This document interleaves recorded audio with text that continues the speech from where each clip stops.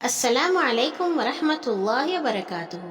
ہنستے مسکراتے پیارے پیارے ننھے منھے ہوشیار سمجھدار بہت ہی بہادر اور اچھے اچھے ساتھیوں، کہانی گھر میں خوش آمدید، جہاں ہم روزانہ سنتے ہیں رنگ برنگی نئی پرانی ہستی ہساتی سیکھتی سکھلاتی سچی خیالی مزیدار کہانیاں۔ اور کہانی شروع کرنے سے پہلے آپ نے اپنے تمام کام اچھے طریقے سے مکمل کر لینے ہوتے ہیں، یعنی کہ آپ نے نماز پڑھ لی ہے، آپ نے اپنا سبق پڑھ لیا ہے، اسکول کا کام کر لیا ہے، کسی بڑے نے آپ کو کچھ کہا ہے تو آپ نے کام کر لیا ہے، اور جہاں بیٹھ کے آپ کہانی سن رہے ہیں وہ کمرہ بھی آپ نے اچھی طرح صاف ستھرا کر لیا ہے۔ اب مزہ آئے گا کہانی سننے کا۔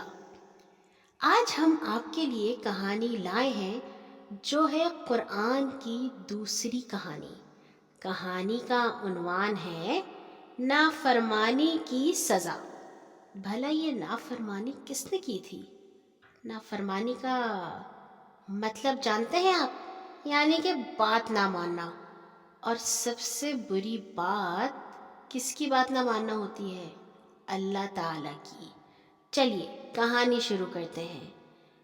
یہ تو آپ جانتے ہیں کہ حضرت موسیٰ علیہ السلام جب فرعون کے پاس گئے اور فرعون نے ان کی بات نہیں مانی تو حضرت موسیٰ اپنی قوم، جن کا نام بنی اسرائیل تھا، اس کو لے کر مصر سے نکل گئے۔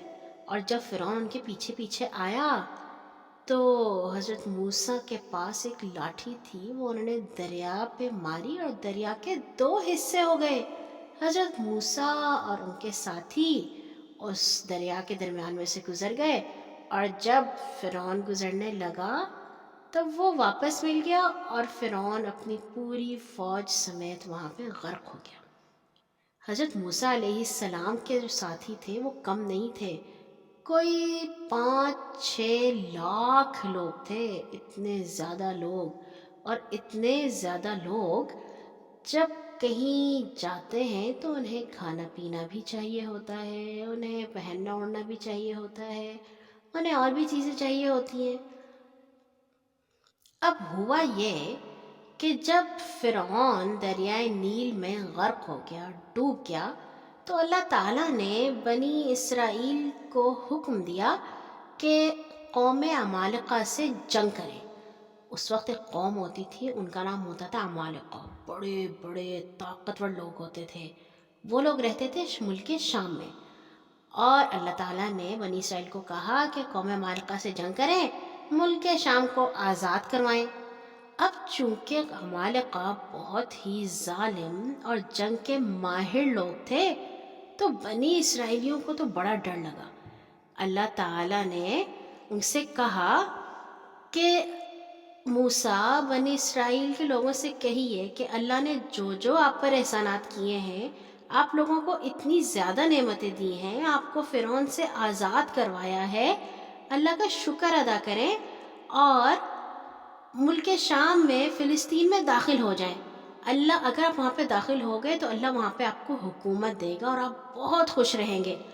مگر بنی اسرائیل انہوں نے کہا کہ نہیں نہیں موسیٰ، اس ملک میں تو وہ عمالقہ رہتے ہیں، اتنے زبردست طاقتور لوگ، جب تک وہ آئیں ہم نہیں جائیں گے۔ اگر آپ نے لڑائی کرنی ہے تو آپ جائیے، آپ اور اللہ تعالیٰ ان سے لڑ لیجیے، ہم تو یہاں بیٹھے ہیں۔ اللہ تعالیٰ کو تو ان کی نافرمانی بالکل پسند آئی۔ اب انہیں یہ سزا ملی کہ 40 سال تک وہ اسی جگہ بھٹکتے رہے صحرا میں۔ وہ جب باہر نکلنے کی کوشش کرتے، گھوم پھر کے پھر اسی جگہ آ جاتے۔ یہ لوگ سارا سامان اٹھاتے، سارا دن چلتے، رات میں کسی جگہ ٹھہرتے، جب صبح ہوتی تو وہیں موجود ہوتے جہاں سے چلے تھے۔ اس جگہ کو میدان تیہ کہتے ہیں۔ تیہ کا مطلب ہے جہاں پہ گم ہو جائے۔ اب ہوا یہ کہ وہ جب بھوک، پیاس اور دھوپ سے بہت زیادہ پریشان ہوئے تو انہوں نے حضرت موسیٰ سے کہا کہ اللہ تعالیٰ سے دعا کیجیے کہ وہ ہم پر رحم کرے۔ اللہ تعالیٰ نے اپنے پیارے نبی موسیٰ کی دعا سن لی اور دھوپ سے بچاؤ کے لیے بنی اسرائیل پر بادل کا سایہ کر دیا۔ ایک سفید پتلا سا بادل ہمیشہ دن میں ان کے اوپر سایہ کرتا رہتا تھا، اور جب اندھیری رات ہوتی تو میدان کے بیچ میں ایک روشنی کا ستون اترتا، جس کی روشنی میں وہ کام کاج کرتے۔ اللہ تعالیٰ نے بنی اسرائیل کو بہت زیادہ نعمتوں سے نوازا تھا۔ بادل اور روشنی کے علاوہ ان لوگوں کو پیاس بھی تو لگتی تھی۔ اللہ تعالیٰ نے پیارے نبی حضرت موسیٰ علیہ السلام کو کہا کہ وہ ایک پتھر ہے کوہ طور کا، اس کے اوپر آپ اپنی لاٹھی ماریے۔ حضرت موسیٰ نے جب اس پہ لاٹھی ماری تو اس میں سے 12 چشمے پھوٹ گئے، صاف ستھرے میٹھے پانی کے۔ چونکہ وہ 12 قبیلے تھے، ہر قبیلے کا ایک چشمہ ہو گیا۔ اس کے بعد کیا ہوا کہ اللہ تعالیٰ نے ان کے لیے آسمان سے من اور سلوہ نازل کیا۔ من اور سلوہ بھلا کیا تھا؟ کہتے ہیں کہ من کوئی شبنم جیسی چیز تھی یا کوئی شہد جیسی چیز تھی، سفید رنگ کا۔ وہ صبح صبح درختوں پہ اترتا تھا اور وہ لوگ اس کو اپنے پاس جمع کر لیتے تھے۔ اور سلوہ ایک بٹیر جیسی چھوٹی سی چڑیا جیسی چیز تھی، جو ایسے ہوتی تھی جیسے پکی ہوئی، انہیں پکانا بھی نہیں پڑتا تھا اس کو۔ اور وہ لوگ صبح ہی جب چیزیں اترتی تھیں، وہ لوگ اپنے سارے دن میں جن چاہیے ہوتی تھی وہ اکٹھی کر کے رکھ لیتے تھے۔ اور اگر کسی کو 3 سلوہ چاہیے ہوتے اور وہ 3 کی بجائے 4 اکٹھے کر لیتا تو ایک سلوہ اس کا خراب ہو جاتا۔ جتنا ان کو کھانا ہوتا تھا اللہ تعالیٰ کہتے تھے اتنا ہی رکھو، اگر زیادہ رکھا تو وہ خراب ہو جائے گا۔ اور من ایسی مزیدار چیز تھی، اگر اس کو کھاتے تھے تو کھانے میں مزہ آتا تھا، اور اس کو پانی میں ملا کے پیتے تھے تو ٹھنڈا ٹھنڈا مزیدار شربت بنتا تھا۔ ان لوگوں کو کوئی کام نہیں کرنا ہوتا تھا۔ پھر اس کے بعد اللہ تعالیٰ نے ان کو ایسی نعمت دی کہ بنی اسرائیل کے بال اور ناخن بڑے نہیں ہوتے تھے، ورنہ وہ کہاں سے کاٹتے؟ اتنے زیادہ لوگ، ان کے پاس تو کوئی اوزار نہیں تھے، ان کے پاس کوئی قینچیاں نہیں تھیں، ان کے پاس کوئی چھریاں نہیں تھیں، وہ کیسے ہی کام کرتے؟ ان کے بال اور ناخن بڑے نہیں ہوتے تھے، اور پھر ان کے کپڑے بھی پھٹتے بھی نہیں تھے اور میلے بھی نہیں ہوتے تھے۔ اور ایک اور بات کہ اب اگر کوئی بچے جو تھے وہ تو بڑے ہو جاتے تھے تو ان کے کپڑے بھی ان کے ساتھ بڑے ہو جاتے تھے۔ ہمارے کپڑے تو چھوٹے ہو جاتے ہیں نا جب ہم بڑے ہوتے ہیں، اور کپڑے چھوٹے رہ جاتے ہیں۔ ان بچوں کے کپڑے جیسے جیسے وہ بڑے ہوتے تھے ویسے ویسے ان کے کپڑے بڑے ہوتے چلے جاتے تھے۔